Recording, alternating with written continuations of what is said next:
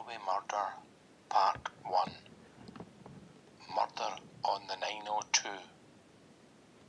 This is in the public domain. The railway worker had finished for the day. It was about 10:50 p.m. and the 9:02 p.m. from Euston was pulling into Birmingham's New Street station. The driver said, "I'll get my head down soon as I'll be home." The worker thought to himself as he moved between the seats to the front of the carriage, "Long day again tomorrow." Then he looked down and knew he was going nowhere. The floor was covered in blood. Detectives soon on the scene realised the amount of blood on the floor, seats, and even the ceiling meant this was not the aftermath of a fight or accident. It looked like murder, but where was the body? The railman confirmed the carriage had been empty when he entered at the stop between Birmingham. So had someone been murdered and thrown from the train further down the line? A search had to be made, and within the hours, detectives boarded a train at Euston fitted with searchlights to take the route of the 902. 2 hours later, the slow-moving diesel was between Overton and Northampton when police saw a body between the double tracks. It was a young woman and she had been savagely stabbed to death. From letters in her bag, police identified her as Janet Maddocks, 35, a social worker who cared for abused children and lived at Kingsheath in Birmingham. A post-mortem showed she had been killed with a 6-inch knife, which had been thrust into her throat with such force that it severed her jugular vein and her spinal cord. Other injuries suggested that Mrs. Maddocks had tried to fight off her assailant. Detective Superintendent Tony Buckmaster of Northants CID faced a very difficult investigation.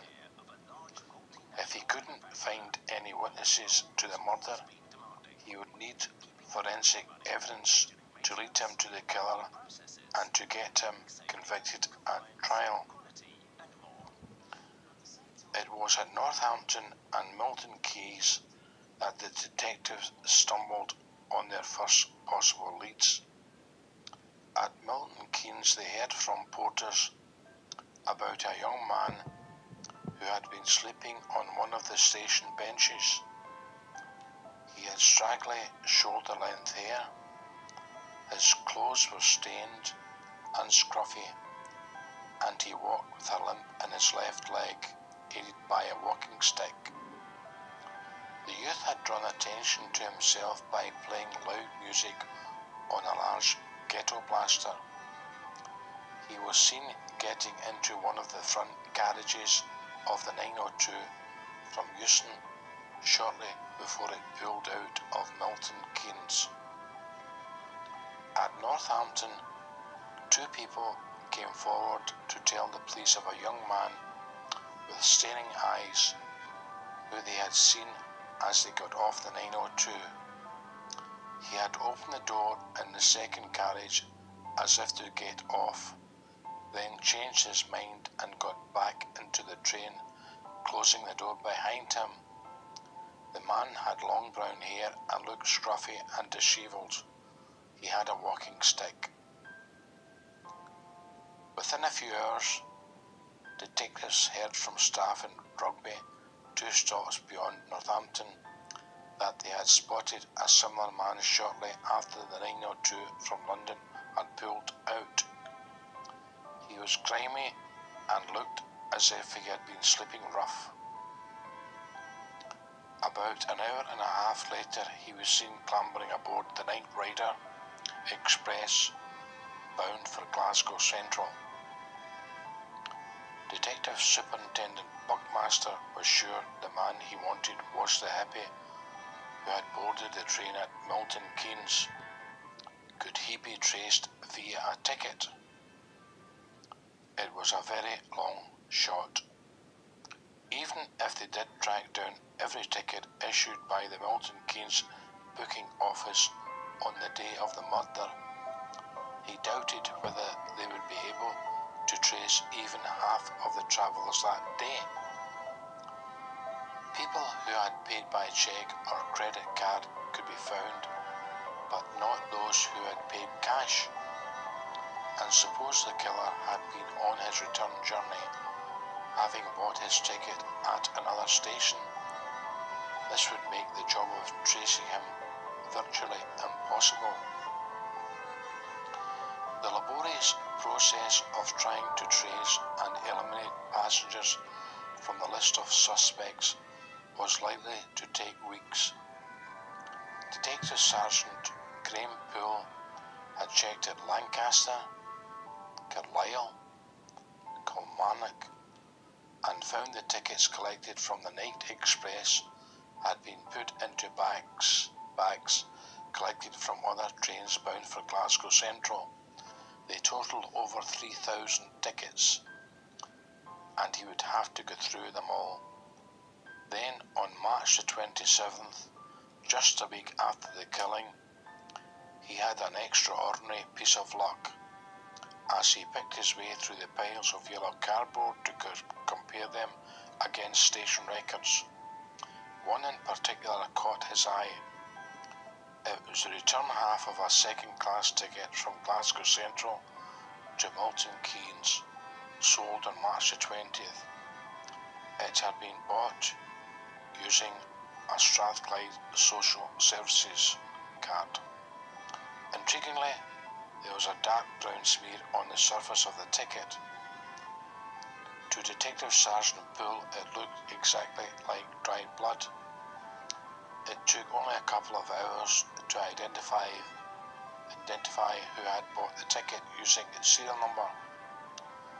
The warrant card with which it had been purchased had been tendered at Glasgow Central and bore the name and address of the holder, a 16-year-old Terraway well known to Glasgow police, and according to Thames Valley Police records, had on March the 20th, 1985, been due to appear at Milton Keynes Juvenile Court to answer a theft charge.